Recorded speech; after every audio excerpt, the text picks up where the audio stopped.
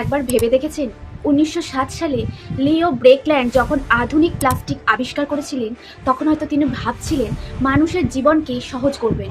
কিন্তু কেউ কি ভেবেছিল একদিন এই জিনিসটাই আমাদের পৃথিবীর সবচেয়ে নীরব সমস্যাগুলোর একটি হয়ে উঠবে?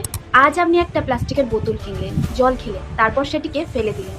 আপনার কাছে বিষয়টা শেষ, কিন্তু প্লাস্টিকের কাছে নয়। আপনার জীবন একদিন শেষ হবে, আপনার নাম একদিন মানুষ ভুলে যাবে, আপনার ব্যবহৃত জিনিসপত্র হারিয়ে যাবে, কিন্তু সেই প্লাস্টিকের টুকরোটা হয়তো তখনও পৃথিবীর কোথাও পড়ে থাকবে, নিঃশব্দে, বছরের পর বছর, প্রজন্মের পর প্রজন্ম। আর সবচেয়ে অদ্ভুত ব্যাপার হলো, যাকে আমরা ফেলে দিয়েছিলাম সে ঘুরে ফিরে আবার আমাদের পৃথিবীতেই থেকে যায়। হয়তো এই মুহূর্তে আমরা এমন একটা পৃথিবী তৈরি করছি যেখানে আমাদের রেখে যাওয়া প্লাস্টিকের সংখ্যা একদিন আমাদের স্মৃতির চেয়েও বেশি হয়ে যাবে।